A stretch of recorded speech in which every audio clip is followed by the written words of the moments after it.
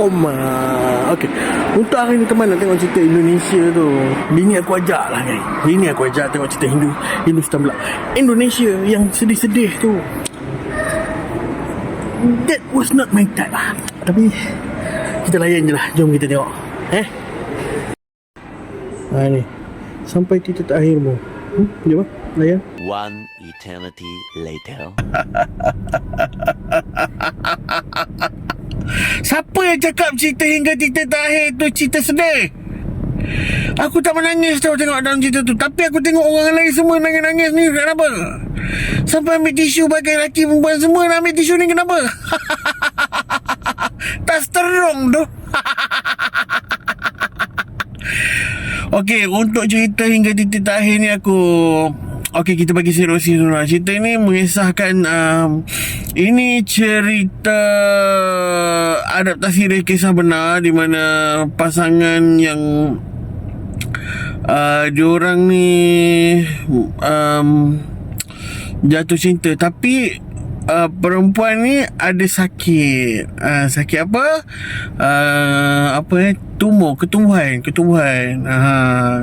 Okey, macam-macam lah. Jadi permulaan pengenalan dia daripada perempuan tu tersepak bola dekat lelaki tu. Memang kisah benar.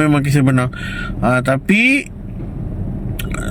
so far cerita ni memang best lah. Okey lah, dia punya jalan cerita dia menarik. Daripada mula perempuan tu okey, sampailah perempuan tu sakit semua apa.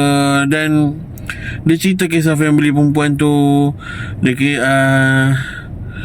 Dan dia tak banyak cerita kisah pasal lelaki tu. Cerita dan apa aku nak cakap lagi sebab cerita ni aku tak sedih. Orang lain semua sedih. Bini aku pun dah menitik-nitik air mata dia. Tapi adakah aku ni seorang lelaki yang hebat?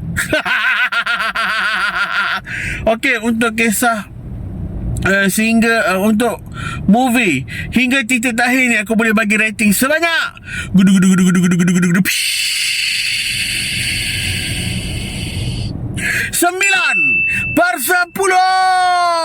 Korang siapa yang suka tengok cerita-cerita romantik ni, korang boleh tengok cerita ni. Okey, dekat TGV dekat wayang yang terdekat. Okey, that's all for today. Thank you very much. Bye.